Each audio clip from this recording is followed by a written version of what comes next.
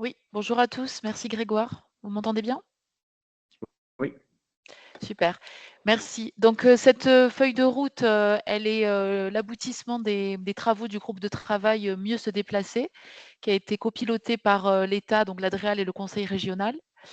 Nous avons eu au total 3 ou 4 réunions, séances de travail et nous avons aussi pu compter sur de nombreuses contributions écrites et des échanges bilatéraux avec certains membres du groupe de travail.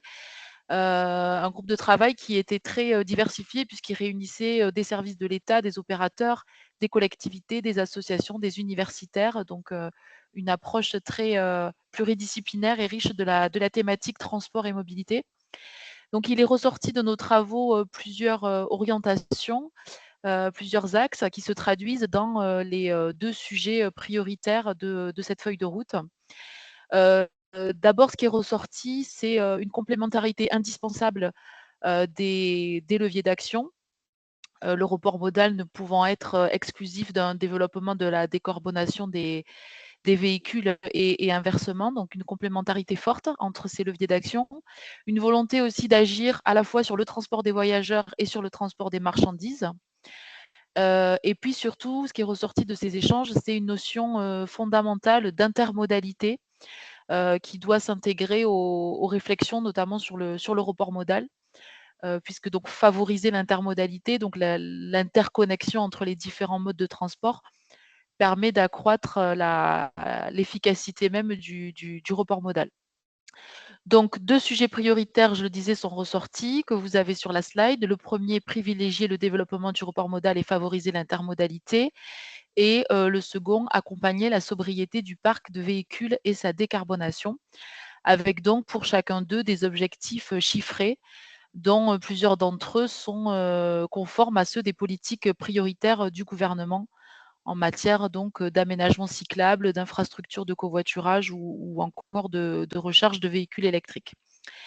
Donc ces sujets priorisés dans la feuille de route, ils se traduisent, comme pour toutes les thématiques, en actions et en sous-actions qui peuvent être de nature assez diverse. Ça peut être du soutien financier, de l'accompagnement en ingénierie, de l'aide à la gouvernance, à la structuration partenariale ou des actions de communication et sensibilisation. Donc vous avez des exemples d'actions sur la slide et vous retrouverez l'intégralité dans le plan d'action annexé à la feuille de route. S'agissant par exemple du premier levier d'action, on a priorisé les actions en faveur du développement des aménagements cyclables ou des espaces d'intermodalité, comme par exemple les pôles d'échange multimodaux.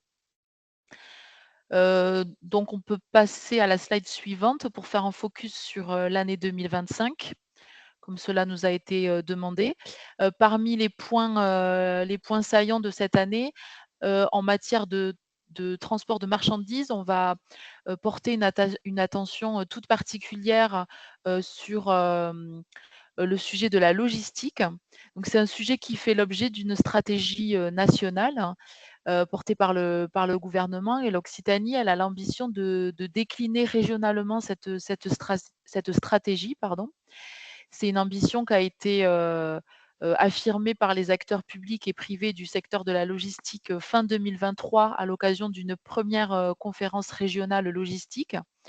Et l'État et la région préparent actuellement l'organisation donc d'une deuxième conférence qui se tiendra donc en 2025 et qui visera à poser les bases d'une réflexion commune sur les orientations en Occitanie en matière de décarbonation du transport de marchandises. Euh, Ensuite, parmi les illustrations exemplaires que je voulais partager avec vous, les projets un peu exemplaires en matière de décarbonation, je voulais insister sur le volet aménagement cyclable avec l'élaboration des schémas des mobilités actives, notamment ceux de Rodez et Albi. Ce sont deux projets qui ont été lauréats d'un appel à programme lancé par l'État, qui est l'appel à programme Territoire cyclable. Donc là, justement, c'est une illustration du soutien financier que peut apporter l'État sur ce type d'action.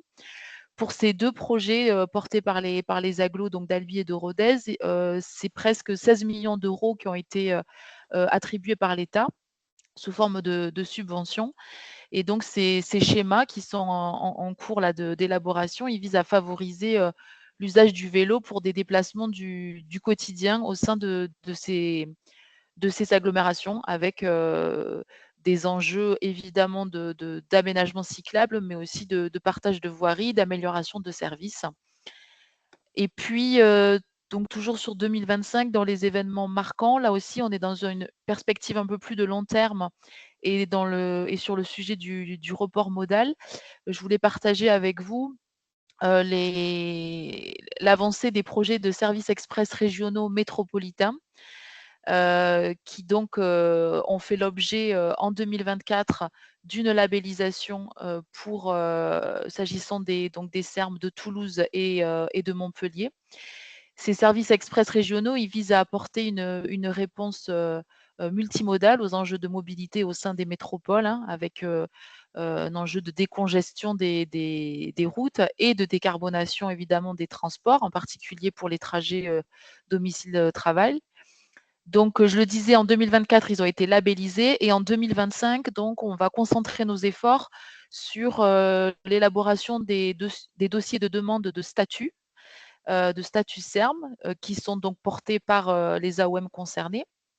Donc la région Occitanie est tissée aux collectivités, par exemple, pour le SERM toulousain et l'État va les accompagner dans cette démarche. Donc, une étape importante en 2025, pour ces projets, très structurants pour nos 2 métropoles en matière de report modal.